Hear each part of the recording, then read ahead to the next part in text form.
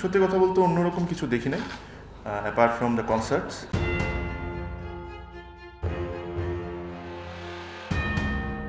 সাকিব আল হাসান, মাশরাফি বিন মুর্তজা সহ অনেকেই বিপিএল এর মান নিয়ে প্রশ্ন তুলেছেন বারবার, তবে সেগুলো আগের কথা।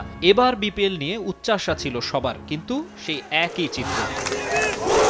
আসর মাঠে গড়ানোর আগেই তামিম ইকবাল বলেছেন ব্যতিক্রম কিছু দেখেন না। এই দুদিনে যা যা হলো তাতে তামিমের কথার সঙ্গে শতভাগ একমত হবেন সবাই।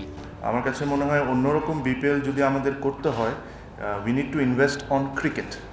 That is the most important thing.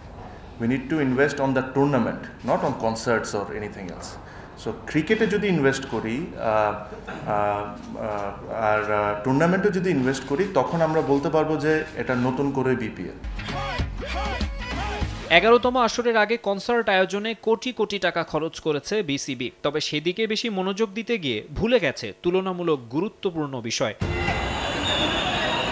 Ticket নিয়ে 29 ও 30 ডিসেম্বর চরম ভোগান্তি পোহাতে হয়েছে। আইনশৃঙ্খলা বাহিনীর সঙ্গে ধাওয়া পাল্টা ধাওয়া, স্টেডিয়ামের গেট ভেঙে ফেলা সহ দুদিন উত্তেজনা ছিল চরমে।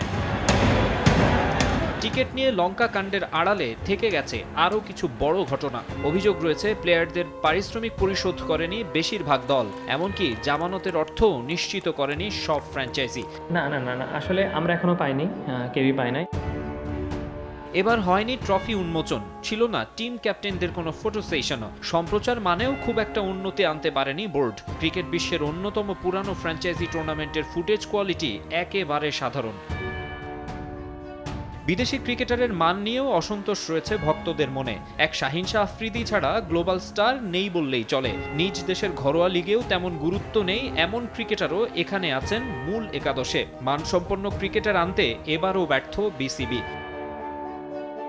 ফ্র্যাঞ্চাইজিগুলোর কর্মকাণ্ড বিস্ময়কর। বিদেশি হোস্ট আনলেও ম্যাচ শুরুর পরও এসে পৌঁছায়নি ক্রিকেটারদের কিট। সে কারণেই হেলমেট আর প্যাড ঢেকে মাঠে নামতে হয় চিটাগং কিংস খেলোয়াড়দের। আবার উদ্বোধনী ম্যাচে দুর্বার রাজশাহীর অধিনায়ক এনামুল হক বিজয়ের প্র্যাকটিস জার্সিতে টস করতে নামা নিয়েও হাসাহাসি কম হয়নি। তবে ইতিবাচক দিকও রয়েছে, বিশেষ করে উইকেট। আগের প্রথা বদলে এবার শুরু থেকেই রান হচ্ছে প্রতি ম্যাচে। বিসিবি সভাপতি ফারুক আহমেদ প্রতিশ্রুতি দিয়েছিলেন ভালো উইকেট বানানো হবে, সে কথা তিনি রেখেছেন। আবার বিভিন্ন আসরে প্রযুক্তি নিয়ে বিতর্ক থাকলেও এবার শুরু থেকেই আছে ডিআরএস সহ সব টেকনোলজির ব্যবহার। মাকসুম আলম খান, সময় সংবাদ, ঢাকা।